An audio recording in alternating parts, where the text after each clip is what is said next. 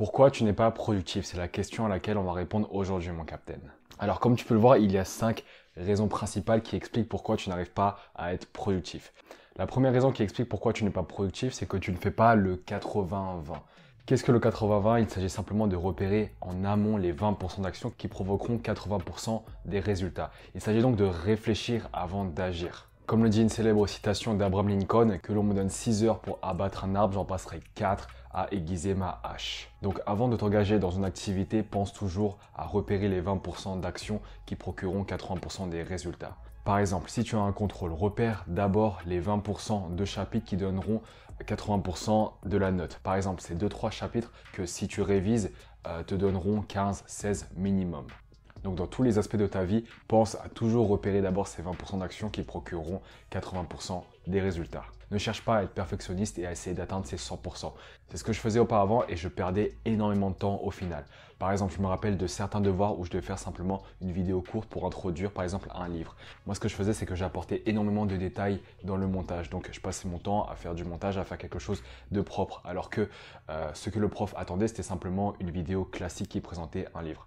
Certes, en dépassant ses attentes, je m'assure d'avoir une meilleure note, mais est-ce que ça vaut le coup de passer 2 fois plus de temps pour seulement avoir 2 points de plus? À toi de voir vraiment si ça vaut le coup. Si ça vaut le coup, oui, donne ce temps en plus, mais si ça vaut pas le coup, si le gain est beaucoup trop infime par rapport à l'effort que tu fournis, ne passe pas autant de temps dessus. Concentre-toi seulement sur le minimum qui peut t'apporter le maximum. Ensuite, mon capitaine, la deuxième erreur à ne surtout pas faire, c'est de faire du multitasking. Le multitasking, c'est l'art de faire plusieurs choses à la fois. Un exemple tout bête, faire ses devoirs tout en regardant une série, c'est faire du multitasking. Également, ça peut être regarder un documentaire lorsque tu lis un livre. Bref, le multitasking, c'est s'engager dans plusieurs activités en même temps. Dit comme ça, le multitasking, ça peut paraître comme une bonne idée. Ça te donne l'impression d'être beaucoup plus actif, d'être beaucoup plus en mouvement. Mais comme je te dis toujours, ne confonds pas mouvement et progrès. Ce n'est pas parce que tu fais plusieurs choses à la fois que tu es nécessairement plus productif. En effet, lorsque tu fais du multitasking, en fait, tu switches ton attention à chaque fois. Donc par exemple, si tu lis un livre et que tu regardes un documentaire, parfois ton attention sera portée vers le livre et parfois ton attention sera portée vers le documentaire. Et lorsque ton attention est focalisée sur le documentaire, par exemple, tu ne penses plus au livre. Donc tu ne peux pas penser à deux choses en même temps. Ton attention, en fait, switch à chaque fois. En plus d'avoir une mauvaise compréhension de ton livre, tu as une mauvaise compréhension de ton documentaire. La seule exception à la règle du multitasking, c'est lorsque tu fais du multitasking pour le shallow work. En effet, le shallow work, ce sont ces activités qui nécessitent vraiment peu d'efforts de ta part, peu d'efforts de ton cerveau. Par exemple, faire la vaisselle, c'est faire du shallow work. Tu n'es pas obligé d'être 100% concentré sur cette tâche. Tu peux par exemple très bien faire la vaisselle tout en regardant une série. Tu l'as déjà fait sûrement et ça marche très bien.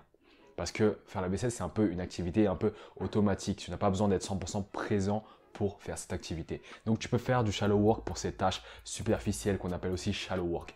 Par contre, ne fais pas de multitasking pour le deep work, pour le travail profond qui nécessite vraiment ton attention. Par exemple, faire une dissertation, lire un livre ou rédiger un texte ou travailler sur tes projets. Sur ça, ne fais surtout pas du multitasking.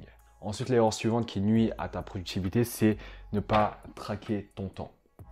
Qu'est-ce que je veux dire par ne pas traquer ton temps? C'est ne pas savoir combien de temps dure en moyenne une activité.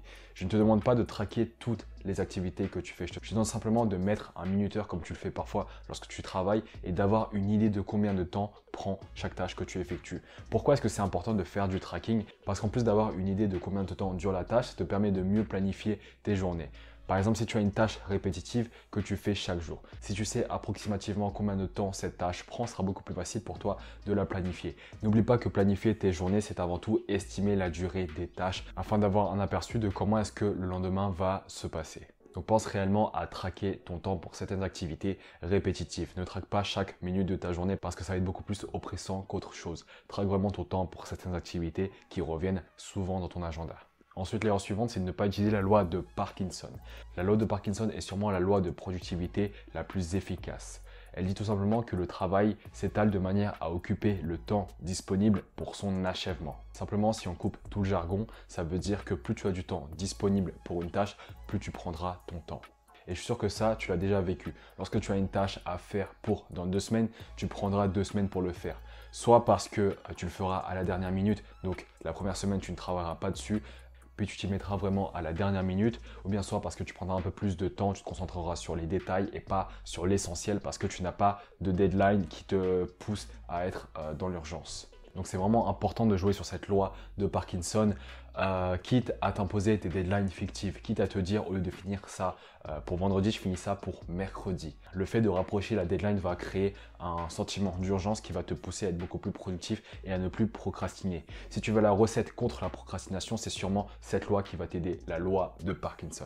Pourquoi je te dis ça? Parce que la raison fondamentale qui explique pourquoi tu procrastines, c'est parce que tu as l'impression que tu as le temps. Or, comme une célèbre citation le disait, le problème c'est que tu penses que tu as le temps. Et donc lorsque tu penses que tu as le temps, tu vas prendre tout ton temps pour faire ce qui n'est pas important.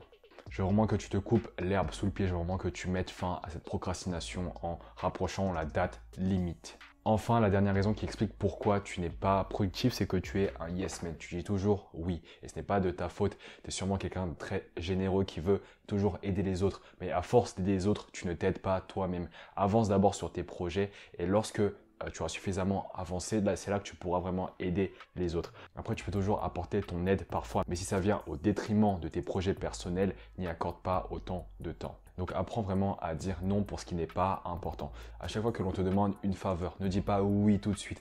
Pense d'abord à est-ce que ça va impacter mon travail? Est-ce que j'aurai le temps pour ça? Est-ce que c'est important? Pense d'abord à toutes ces choses et donne une réponse plus tard. Ne dis pas oui tout de suite, dis je vais y réfléchir et je te donnerai une réponse plus tard. Et seulement lorsque tu seras convaincu que cette tâche est importante et ne va pas te prendre énormément de temps, seulement à ce moment-là, tu pourras dire ton fameux oui. Pense d'abord à mettre ton gilet de sauvetage avant d'essayer d'aider les autres. Cela ne fait pas de toi quelqu'un d'égoïste mais quelqu'un de sensé.